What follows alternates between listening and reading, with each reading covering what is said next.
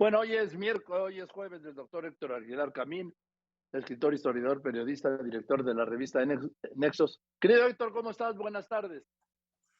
¿Cómo estás, Joaquín? Pues un poco sorprendido como tú por esta expresión del presidente. La verdad, no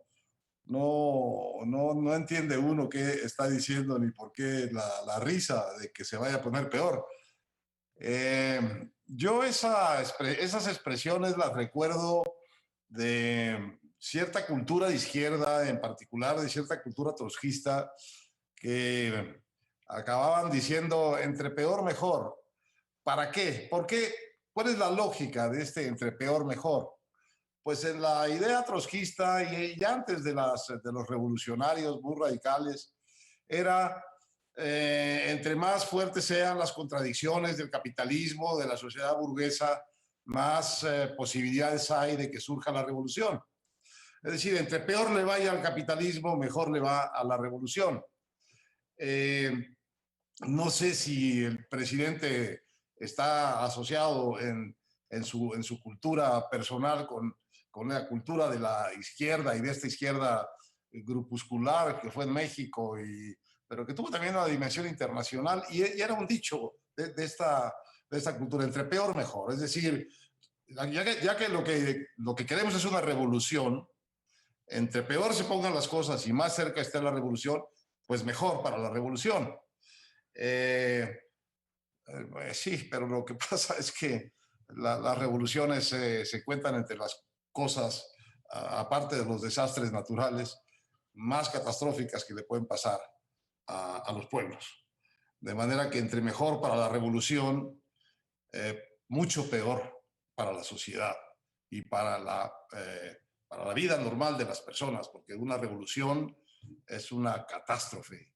Antes es una catástrofe, y si no es en serio, es una catástrofe militar, es una catástrofe de destrucción que lleva muchos años después de reconstrucción y de esfuerzos para no necesariamente, más bien nunca en la historia, para llegar a lo que la revolución prometía, a esa utopía, Joaquín, de igualdad, de prosperidad, de equidad en una sociedad. Eso nunca ha sucedido con ninguna revolución en la historia registrada del mundo.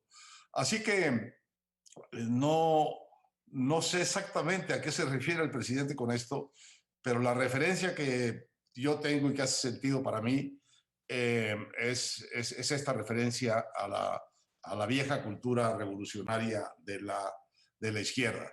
La verdad es que lo único que uno no debería desear en las circunstancias en que está el país, pues es que empeore, que algo empeore. Ya está bastante malito el país en todos sus órdenes, como para decir que de que empeore se puede esperar algún bien. Pero bueno, son los misterios de la lógica interna de la cabeza del presidente. ¿Y qué le vamos a hacer, Joaquín, sino tratar de, seguramente de una manera fallida, de entender a qué se refiere? Porque tú te imaginas que se vaya a poner mejor las cosas porque se pone peor la violencia, o mejor las cosas porque se pone peor la pobreza, o mejor las cosas porque se pone peor la economía, mejor porque se pone peor la inflación, mejor porque se pone peor el mundo. Pues no, yo creo que si se pone peor que como está, en muchas cosas actuales de México, que las cosas se pongan peor es ya lindar el terreno de la catástrofe social, de la catástrofe económica, de la catástrofe de la salud y de la catástrofe del gobierno también, porque nada de esto es impune ni se queda en el aire.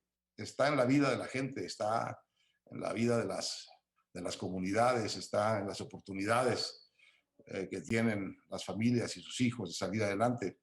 Así que no no entiendo la expresión ni la sonrisa un tanto sarcástica y no muy agradable que le siguió Joaquín, la verdad. Yo lo veo como, no sé, como lo que quiso ser una broma, pero luego también hay bromas fallidas, ¿no?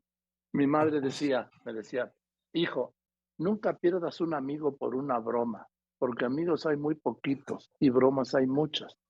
Y luego también lo que decíamos en la escuela, broma es si te lo hago yo a ti, y fregadera, en otros términos, es si tú me lo haces a mí, hablando de lo mismo, ¿sí? Absolutamente, pero digamos, con un momento el país tampoco está para bromas, la verdad. Y Ah, es entonces otra cosa. es muy difícil encontrar una buena broma que que le caiga al país como anillo al dedo, salvo que sea una broma en contra del gobierno. Esas siempre, esas siempre tienen gran éxito. Una de las libertades que hubo, eh, ahora estoy leyendo mucho de eso en el Gulag y en general en el régimen estalinista, en los momentos más duros de la guerra y sobre todo de la posguerra, que fue donde más opresiva fue el sistema estalinista, era el extraordinario humor, ¿eh? Ejercido obviamente de una manera clandestina, pero con gran registro popular y boca a boca de los chistes que hacían contra el régimen. Ese humor en tiempos de catástrofe es una salvación. Pero un humor venido desde el poder a costa de los males que ese mismo poder le ha infligido a su sociedad, pues no parece como muy compartible en términos del buen humor, ¿no? Y hoy yo quisiera apuntarte dos temas. Uno, esta ofensiva del presidente contra pues, los sacerdotes de la Iglesia Católica, a los que acusa de hipócritas por exigir ahora un cambio de la política o de la estrategia, ¿sí? De la seguridad contra la inseguridad, y que callaron durante las masacres, dijo, de Felipe Calderón y el Mátalos en Caliente, que dice que ordenaba, y el tema de la comunidad judía, que llamó hitleriano a Carlos Alarraqui, y Ah, hoy lo caray. extendió, dice que, sí, que hoy lo Uh, extendió cuando dijo que él conoce, tiene amigos de la comunidad judía, constructores, y habló de Isaac Saba, pero que no tiene, la comunidad no tiene patente de corso para oponerse a su transformación, a la 4T. pues yo creo que todos en México como ciudadanos tenemos libertad, no patente de corso, pero libertad para oponernos o para no oponernos a la 4T o a quien sea. La verdad es que tampoco entiendo esas divisiones entre lo que pueden ser las críticas, a lo que pueden ser los ataques y sobre todo lo que es la libertad de simplemente criticar lo que sucede respecto de las patentes de corso, que son pues, patentes básicamente de impunidad. Las únicas patentes de impunidad clarísima que hay en este país son de las que gozan los criminales, no los comentaristas en los medios, los criminales y los funcionarios. Y entre ellos algunos de los más altos funcionarios del presidente. El espectáculo que está dando este gobierno en materia de impunidad y de transacciones inconfesables y profundamente delictivas entre sus autoridades encargadas de la Procuración de Justicia, esas son las que no deberían tener patente de corso, Joaquín. Los funcionarios del gobierno son los que no deberían tener patente de corso para no atender sus obligaciones en materia de seguridad, para no atender sus obligaciones en materia de bienestar social, de salud. Esas son las patentes de corso que el presidente debía retirar realmente en el sentido de suspenderles la impunidad con que la patente de corso que tuvo el doctor López Gatell para mentir abiertamente durante toda la pandemia y traer la cantidad de muertos que trajo, eh, absolutamente evitables durante la pandemia. Esas son las patentes de corso que deberían de indignar al presidente. y no las de un comentarista. Cualquier cosa que le diga el comentarista, cualquiera, es menos grave que la menor de las impunidades de sus funcionarios y de sus colaboradores. Bien, Héctor, pues te mando un abrazo y nos vemos el próximo jueves, ¿te parece? Joaquín, un gran abrazo. Que estés muy bien. Saludos a la familia.